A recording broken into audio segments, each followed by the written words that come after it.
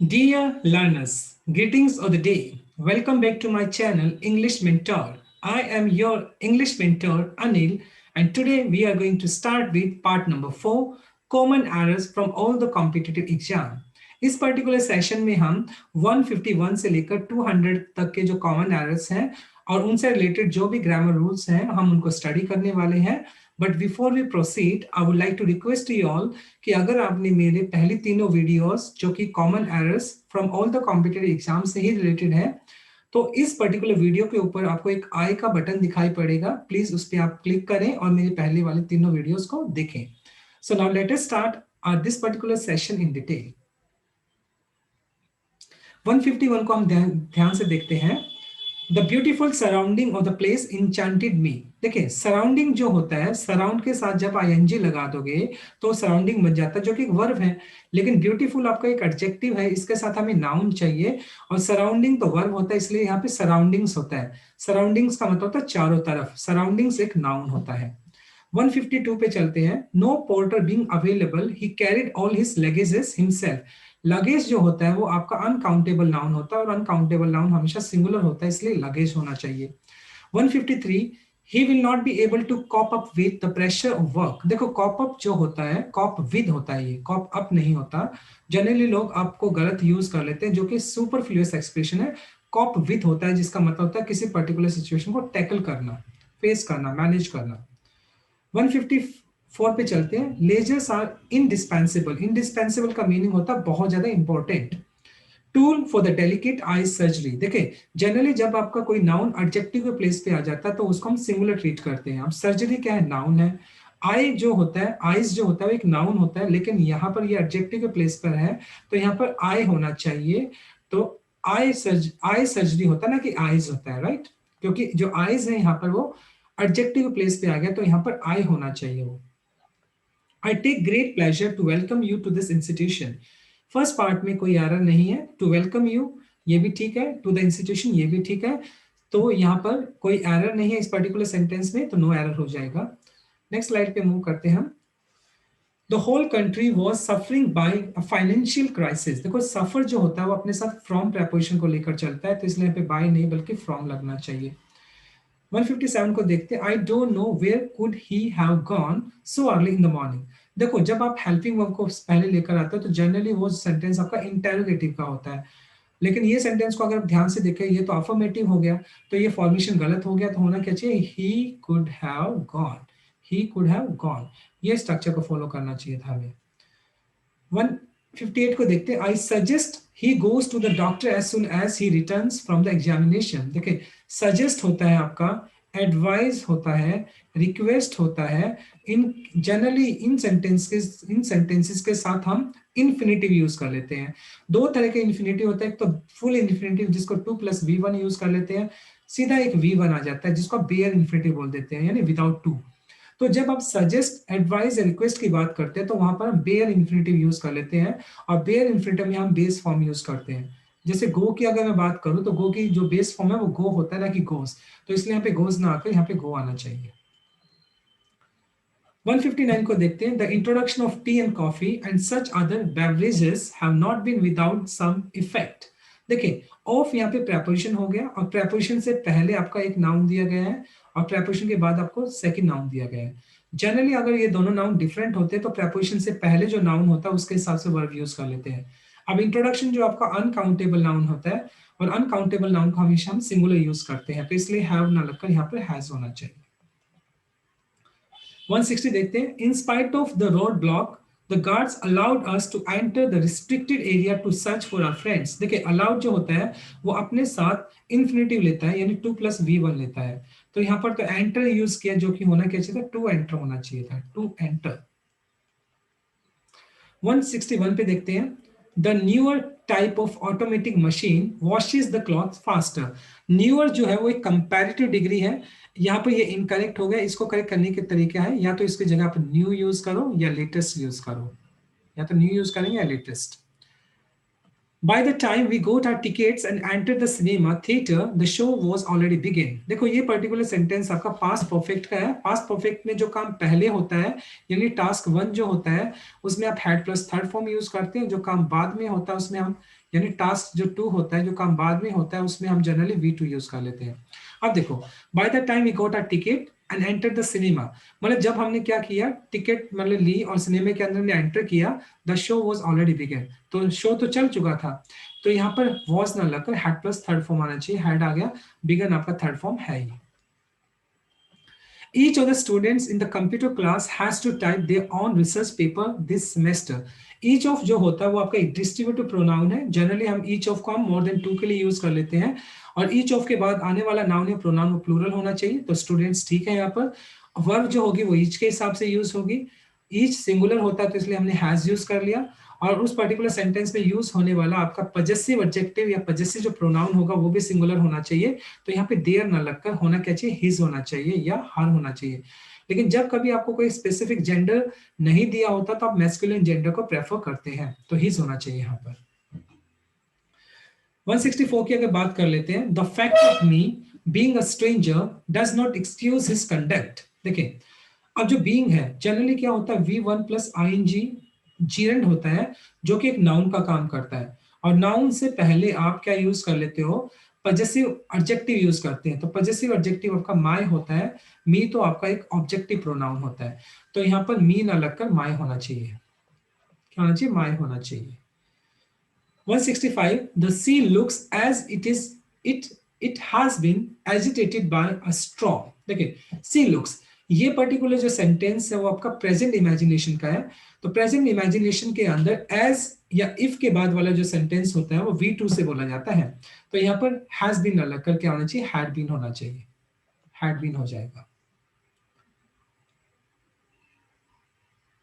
166 a variety of pleasant items in shop attract everybody. देखो a variety of a number of ये generally हमेशा आप plural sense में use कर लेते हैं और इनके बाद आने वाला नाउन या प्रोनाउन जो भी होता है प्लूरल होता है. तो आइटम्स आपने ठीक यूज किया है और इनको हम प्लूरल सब्जेक्ट की तरह ट्रीट करेंगे.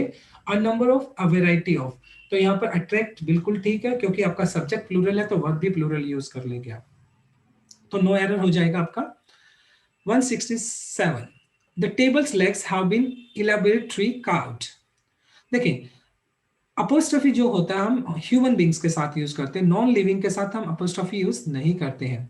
अब ये जो सेंटेंस है वो इनकरेक्ट हो गया. होना क्या चाहिए था, द टेबल लेग्स की बजाय क्या होना चाहिए था, द लेग्स ऑफ टेबल, ये होना चाहिए था.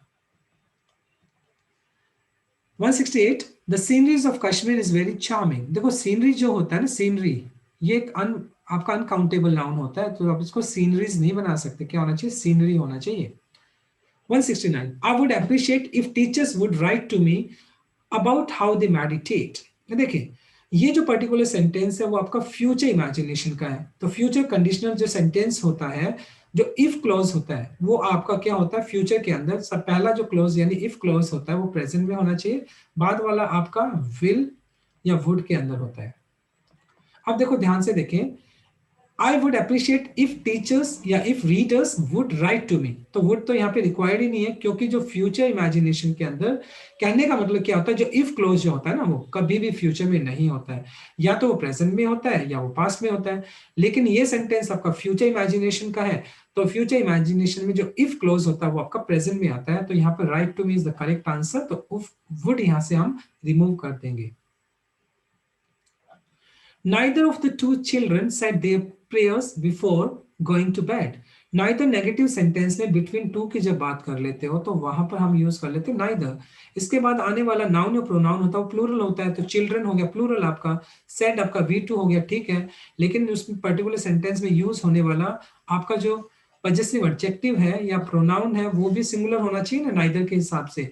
तो यहाँ पर हीज आ जाएगा या हार हो जाएगा. लेकिन जब आपको स्पेसिफिक जेंडर नहीं दिया होता तो मैस्कुलिन जेंडर को प्रेफर कर लेते हैं. 171 को देखते हैं. I sat down opposite him and produced the packet of cigarette. देखिए मैं उसके पास बैठा, बिल्कुल अपोजिट बैठा एंड मैंने निकाला एक पैकेट ऑफ सिगरेट. अब जनरल बात करें ना, स्पेसिफिक तो नहीं करें ना, अब पैकेट ऑफ सिगरेट होना चाहिए. 172 this happen just exactly 5 years ago. एगो आपका एक क्या है, नेगेटिव एड, अगो जो है आपका एक पास्ट की एडवर्ब है जो जनरली पास्ट इंडेफिनाइट में यूज कर लेते हैं। V2 आपने सही यूज किया है। जस्ट और एग्जैक्टली का दोनों का सेम मीनिंग है, तो यहाँ पर ये दोनों एक साथ नहीं आ सकते हैं, या तो आप जस्ट को यूज करो या एग्जैक्टली को यूज करो। 173 पे चलते हैं। Ramesh smiled when he was remembering his hard early years and his long road to success. देखो रिमेंबर जो होता है इसको आप कभी भी प्रोग्रेसिव केस में यूज नहीं कर सकते, यानी V1 प्लस ING में आप यूज नहीं कर सकते, इसको हमेशा बेस फॉर्म में ही यूज किया जाता है। और रिमेंबर का जब बेस फॉर्म है रिमेंबर होता है, पास्ट में इसको रिमेंबर्ड बन जाएगा। क्या बन जाएगा? रिमेंबर्ड, क्योंकि पास्ट का सेंटेंस है। Good heavens how has she grown. देखिए इस पर्टिकुलर सेंटेंस को अगर हम ध्यान से देखें तो हेल्पिंग वर्ब जनरली कब आता है आगे आपका, जब आपका क्वेश्चन इंटेरोगेटिव हो। लेकिन ये तो इंटेरोगेटिव नहीं है, क्योंकि ये देखो आप, ये आपका क्या है, एक्सक्लेमेटरी है। तो एक्सक्लेमेटरी में आपको सेंटेंस जो फॉर्मेशन है वो अफर्मेटिव का फॉलो करना होता है। तो हैज शी की बजाय क्या होना चाहिए? शी हैज ग्रोन होना चाहिए, she has. The doctor advised Mr. Margun that because of his severe cramp, he should lay in the bed for a few days. Please ध्यान से देखना, लाई LIE इसका मतलब होता है झूठ बोलना, इसका सेकंड फॉर्म होता है लाइट, और थर्ड फॉर्म भी सेम ही होता है लाइट। एक होता है लाई जिसका मतलब होता है लेटना, इसकी सेकंड फॉर्म होती है ले, और इसका थर्ड फॉर्म होता है लेन, LAIN। एक होता है ले जिसका मतलब होता है रखना, सेकंड फॉर्म इसका होता है लेट, और थर्ड फॉर्म भी इसका होता है लेट। अब सेंटेंस को ध्यान से देखो, ही शुड ले। अब जो ये है आपका शुड एक मॉडल वर्ब है, मॉडल वर्ब के बाद हम हमेशा V1 यूज करते हैं, और यहाँ पे ले लाई का मतलब लेटना हो गया, तो इसका सेकंड फॉर्म ले होता है जो कि LAY होता है, जो कि यहाँ पर इनकरेक्ट लिखा है क्योंकि मॉडल वर्ब तो अपने फर्स्ट फॉर्म लेता है, तो यहाँ पर LIE ले लाई मतलब लेटने वाला आना चाहिए, LIE। 176 को देखते हैं। He is a university professor, but of his 3 sons, neither has any merit. देखिए जब 2 की बात करते हो तब तो neither यूज कर लेते हो, लेकिन यहाँ तो 3 की बात कर रहे हैं, तो जब more than 2 की बात करते हैं तो वहां पे none का यूज होता है, none का। 177 को देखते हैं। After knowing the truth, they took the right decision in the matter. Truth जो है वो अपने साथ जनरली आर्टिकल द लेकर चलता है, तो यहाँ पर आफ्टर नोइंग द ट्रूथ होना चाहिए। 178 को देखते हैं। It is time you decide on your next course of action. देखिए जब आपको इट इज टाइम या इट इज हाई टाइम देखता है, इट इज टाइम या इट इज हाई टाइम या इट इज ग्रेट टाइम, ऐसा कुछ स्ट्रक्चर मिलता है, ऐसा कोई फ्रेज मिलता है, तो बाद में आप subject plus V2 plus object use करते हैं। अब देखो it is high time you decide, तो यहाँ पर आपने फर्स्ट फॉर्म यूज किया है, स्ट्रक्चर बोलता है कि आपको V2 यूज करना चाहिए, तो डिसाइडेड हो जाएगा। ही who has suffered the most for the cause, let him speak। देखिए इस पर्टिकुलर सेंटेंस में थर्ड पार्ट को देखिए, let him speak। हम इस पर्टिकुलर let him speak का पैसिव तो बना नहीं सकते हैं, होना क्या चाहिए था यहाँ पर, he who has suffered the most for the cause should be allowed to speak, should be allowed to speak, ये होना चाहिए, should be allowed to speak। और इसका जो सब्जेक्ट हो गया, मेन सब्जेक्ट हो गया आपका ही हो गया, यानी ये हो गया, राइट। चलो 180 को देखते हैं। A cup of coffee is an excellent component to smoked salmon। जो स्मोक्ड सैल्मोन है ये एक ईटेबल है, एक खाने की चीज है, तो इस पर्टिकुलर सेंटेंस के अंदर कोई कंपैरिजन भी नहीं है, तो ये सेंटेंस बिल्कुल ठीक है, नो एरर हो जाएगा। अगर बात करता हूं 181 पे, the judge in him prevailed upon the father and he sentenced his son to death।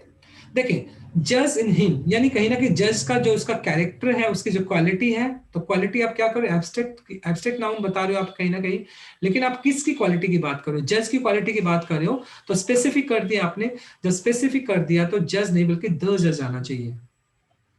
9/10 of the pillar have rooted away. देखिए अगर बात करता हूं, जब आपको एक नंबर दिया है, फिर आपको एक फ्रैक्शन भी दिया गया है, और बाद में एक नाउन भी दिया गया है इस तरीके से, तो उस केस में जो होता है, जो नाउन बाद में दिया होता है उसके हिसाब से वर्ब यूज होती है। अब पिलर जो आपका अनकाउंटेबल नाउन है, और तो अनकाउंटेबल नाउन तो हमेशा सिंगुलर होता है, तो इसलिए हैव ना लगकर हैज आना चाहिए। अगर मैं एक सेंटेंस को देखूं, मैंने लिखा 1/4 of the students 1/4 of the students is या आर प्रेजेंट, मैंने ये कर दिया इज या आर प्रेजेंट। अब देखो यहाँ पे स्टूडेंट्स तो प्लूरल काउंटेबल नाउन हो गया, तो वर्ब भी आपकी प्लूरल होनी चाहिए, तो आर आ जाएगा यहाँ पर। 183 को देखते हैं। One major reason for the popularity of television is that most people like to stay at home. Most के बाद आप यूज करते हैं of the, most of the people होगा ना, मोस्ट ऑफ द पीपल। 184 को देखते हैं। Our efforts are aim to bring about a reconciliation. देखो एम जो होता है वो अपने साथ प्रेपोजिशन एंड लेकर, प्रेपोजिशन एट लेकर चलता है, और एट के बाद हमेशा मतलब क्या हो गया, प्रेपोजिशन के बाद आप क्या यूज करते हैं, जिरन यूज करते हैं, तो क्या होना चाहिए, एम एट ब्रिंगिंग होना चाहिए, aim at bringing. 3 conditions critical for growing plants are, पहली कंडीशन सॉइल हो गया, सेकंड कंडीशन आपका टेम्परेचर हो गया, थर्ड कंडीशन आपकी क्या होगी, केमिकल बैलेंस हो गया। तो लास्ट वाले को कनेक्ट करने के लिए आपको कॉमा नहीं बल्कि एंड की रिक्वायर्ड होती है। 186 को देखते हैं। If I had lots of money I would give some to anybody who ask for. ये आपका प्रेजेंट इमेजिनेशन हो गया। प्रेजेंट इमेजिनेशन में जो इफ क्लॉज होता है वो अपने साथ V2 लेता है, और बाद वाला क्लॉज आपके साथ वुड प्लस V1 लेता है। ठीक है, अब सेंटेंस को ध्यान से देखें। इफ आई हैड मनी, यानी हैव का सेकंड फॉर्म V2, ठीक है, हैड हो गया, करेक्ट है। I would give some to anybody who ask for, तो ये भी ठीक है। तो यहाँ पर इस पर्टिकुलर सेंटेंस में आपका नो एरर हो गया। The old man felled some of the trees in the garden with hardly no effort at all. Hardly जो होता है वो एक नेगेटिव एडवर्ब होता है, और नेगेटिव एडवर्ब के साथ आप नो तो यूज नहीं कर सकते हैं। यहाँ पर आप एनी यूज करेंगे, क्योंकि एनी जो होता है वो जनरली आपका नेगेटिव सेंटेंस में ही यूज होता है। तो एनी जो होता है वो आपका काउंटेबल और अनकाउंटेबल नाउन दोनों के साथ यूज हो जाता है, एनी आ जाएगा यहाँ पर। 188 को देखते हैं। Until the world lasts, the earth will go round the sun. ये जो पर्टिकुलर सेंटेंस हो गया आपका, ये फ्यूचर इमेजिनेशन का हो गया। तो फ्यूचर इमेजिनेशन के अंदर जिसके साथ कंडीशन लगती है, यानी जो सेंटेंस कंडीशन के साथ होता है, जिसके साथ कोई एडवर्ब लगी होती है, इफ, अनलेस, अनलाइक, जिस टाइप की कुछ भी कंजक्शन लगी होती है, तो वो जो होना चाहिए वो आपका प्रेजेंट में आना चाहिए, और बाद वाला जो मेन क्लोज है वो विल प्लस फर्स्ट फॉर्म में आना चाहिए। अब देखो, until the world last, world आपका सिंगुलर हो गया, तो इसलिए हमने लास्ट यूज कर लिया, ठीक है। द अर्थ विल गो, तो V1 plus V1, will plus V1 हमने यूज कर लिया, ये भी स्ट्रक्चर ठीक है, तो नो एरर हो जाएगा। I go to the temple as often as I find time। देखिए कुछ स्पेसिफिक बिल्डिंग होती है, जैसे टेम्पल, हॉस्पिटल, बैंक, चर्च, अगर इनका प्राइमरी पर्पस होता है, प्राइमरी पर्पस मतलब जिस काम के लिए बनी होती है, तो हम आर्टिकल द यूज नहीं करते हैं, लेकिन अगर सेकेंडरी पर्पस हो तो फिर हम आर्टिकल द यूज कर सकते हैं। 190 को देखते हैं। A few tiles on Skylab were only the equipments that failed to perform well in outer space। देखिए इक्विपमेंट होता है, ये भी सिंगुलर भी इक्विपमेंट होता है, प्लूरल भी इक्विपमेंट होता है, इक्विपमेंट्स नहीं होता है, तो यहाँ पे इक्विपमेंट हो जाएगा। 191 को देखते हैं। I don't want to lose it. देखो लूज का मतलब होता है ढीला, इसका लूज का मतलब होता है जब आप ढीले की बात करते हो, लेकिन यहाँ पर तो लूज नहीं, मैं खोने की बात कर रहा हूं, तो यहाँ पे लॉस होना चाहिए, LOSE होना चाहिए। 192 को देखते हैं। Don't get panicked in emergencies. देखो जनरली हम गेट के बाद हम V3 यूज कर लेते हैं, जो कि एडजेक्टिव होता है। क्या होता है, एडजेक्टिव होता है। जैसे बोलता हूं don't get tired, don't get tired, tired का मतलब हो गया, टायर्ड आपका V3 हो गया, जो कि एडजेक्टिव का काम कर रहा है। लेकिन यहाँ पर जो पैनिक्ड है वो एक एडजेक्टिव नहीं है, एडजेक्टिव पैनिक का जो होता है वो पैनिकली होता है, पैनिकली। तो क्या सेंटेंस करेक्ट बनेगा, डोंट गेट पैनिकली इन इमरजेंसी, या तो पैनिकली यूज करो या फिर पैनिक यूज करो, पैनिक वर्ब हो गया आपका, पैनिक। या तो बोलो डोंट पैनिक इन इमरजेंसीज, या बोलो डोंट गेट पैनिकली, पैनिक्ड नहीं होगा, क्योंकि गेट के साथ आप एडवर्ब यूज कर, गेट के साथ आप क्या यूज कर रहे हो, एडजेक्टिव यूज करते हो, और पैनिक का जो एडजेक्टिव होता है वो पैनिकली होता है, ना कि पैनिक्ड होता है। Sometimes I get angry on her. देखो जनरली आप जब ह्यूमन बीइंग के साथ एंग्री होते, गुस्सा होते, तो वो विद लेते हैं वहां पर, तो विद हर हो जाएगा। I use to go out to work earlier. जब आप पास्ट रिपीटेड एक्शन की बात करते हैं तो वहां पे यूज नहीं बल्कि यूज्ड लगता है, यूज्ड टू ये होना चाहिए। The teacher has took the responsibility. देखिए जब आप बात करते जब आप बात करते प्रेजेंट परफेक्ट की, तो प्रेजेंट परफेक्ट में या तो हम हैज या हैव प्लस V3 यूज कर लेते हैं। अब टीचर आपका सिंगुलर है तो यहाँ पर हमने हैज यूज कर लिया, लेकिन आपने वी टू यूज किया जो कि इनकरेक्ट है, टेकन आना चाहिए। नेक्स्ट स्लाइड पे मूव करते हैं हम। He walks as if the earth belongs to him। ये पर्टिकुलर सेंटेंस जो है आपका प्रेजेंट इमेजिनेशन का है। तो प्रेजेंट इमेजिनेशन के अंदर देखो ही वॉक्स, यानी जब आप हाइपोथेटिकल सेंटेंस की बात करते हो, इमेजिनेशन की बात करते हो, तो बाद वाला जो सेंटेंस है तो आपका वी टू में आ जाता है। तो यहाँ पर बिलोंग्स नहीं बल्कि बिलोंग्ड आना चाहिए। क्या आना चाहिए? बिलोंग्ड आना चाहिए। जैसे हम बोलते हैं ना, आई विश, काश मैं एक राजा होता, I wish I were king, I were a king, I wish मेरे पास पैसे पैसे होते, I wish I had money, I had money, ऐसे बोलते हैं ना। तो आप जनरली क्या करते हैं? वी टू यूज कर लेते हैं। तो इसी तरीके से यहाँ पे बिलोंग्ड बन जाएगा आपका। The clerk was not intimidated, intimidate का मतलब फियर, मतलब डरना, fearful, by his boss bullying. तो यह पैसिव स्ट्रक्चर हो गया, बी प्लस थर्ड फॉर्म, ठीक है यहाँ पर आपका। तो बाय हिज बॉस बुलिंग, तो ये यहाँ पे नो एरर हो गया। 198 को देखते हैं। The misogynist hates all mothers in laws, lady doctors, all maids. देखो मिजोनिस्ट मतलब जो होता है वुमेन हेटर्स, जो औरतों को नफरत करता है।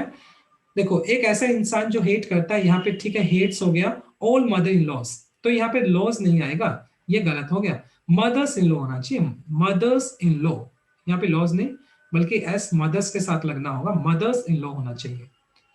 199 पे चलते हैं। How to solve the problem is the main concern of the organisers at that moment, at the moment.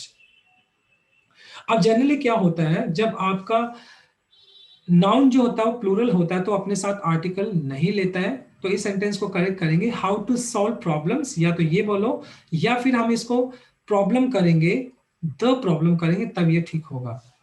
अगर हम बात करते प्लूरल की तो प्लूरल अपने साथ आर्टिकल द नहीं लेता है। How to solve the problem हो सकता है या हाउ टू सॉल्व प्रॉब्लम्स ये होना चाहिए।